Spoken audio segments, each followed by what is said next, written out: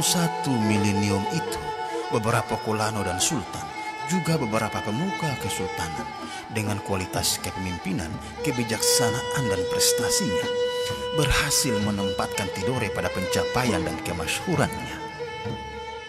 Sultan Syahjat Muhammad Nagel, kolano pertama 1108-1141 adalah pelopor era Tidore modern sekaligus peletak landasan organisasi negara Tidore dengan sistem pemerintahan kolano sei bala, raja dan bala rakyatnya. Sultan Nuruddin 1334-1372 disebut oleh sumber tertentu yang pertama kali mengubah kerajaan menjadi kesultanan. Tetapi banyak sumber justru menyebutkan Sultan Ciriliyati alias Jamaluddin 1495-1512 yang pertama kali mengonversi ketatanegaraan Tidore sesuai syariat Islam. Juga menata sistem pemerintahan yang sesuai tuntutan dan perkembangan zaman saat itu yang dikenal dengan kolano sei bobato dunia, sei bobato akhirat, sei bala. Kolano dengan perangkat yang membidangi urusan adat dikepalai oleh jejau atau perdana menteri, dan perangkat yang membidangi urusan syariat dikepalai oleh qadhi dan bala rakyatnya.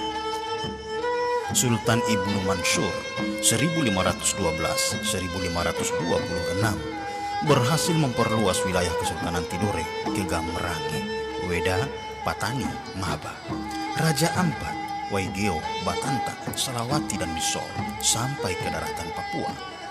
Pencapaian itu menunjukkan tatanan Kesultanan Tidore dari segi politik, sosial, ekonomi dan militer telah sangat mapan.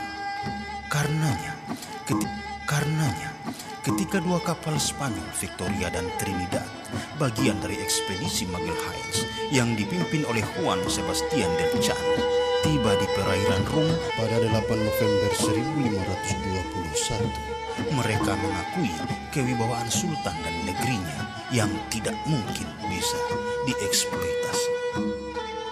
Tidore dan Spanyol pun menyepakati kerjasama perdagangan, sementara Portugis yang 9 tahun sebelumnya telah bekerja sama dengan Ternate memandang kehadiran Spanyol di Tidore sebagai ancaman. Begitupun sebaliknya.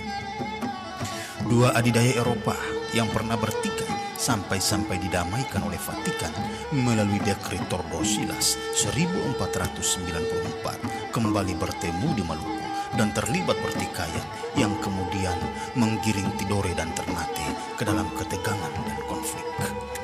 Pertikaian Spanyol-Portugis di Maluku kembali didamaikan oleh Vatikan melalui dekret Saragossa 1528 dan Spanyol pun meninggalkan Tidore menuju ke Filipina.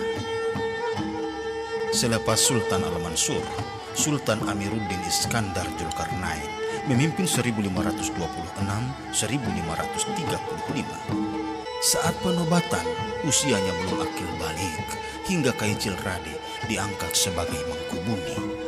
Kaicil Rade adalah seorang cerdas dan bijaksana, diplomat ulung yang fasih berbahasa asing. Kecerdasan dan kebijaksanaan Kaicil Rade diakui dan ditulis panjang lebar oleh Antonio Galvão, gubernur Portugis Ternate 1537-1540 dalam karyanya yang terkenal Historia das Molucas. Peran tiga sultan selepas Sultan Amiruddin kuranglah menonjol.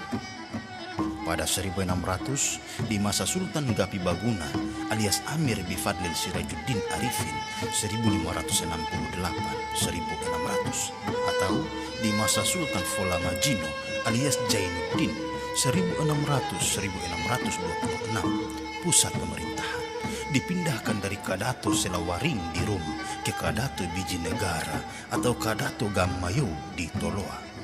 Karena Tidore dengan Portugis Ternate sering terlibat peperangan dan posisi Rum yang berhadapan langsung dengan Ternate kurang menguntungkan dari segi pertahanan keamanan.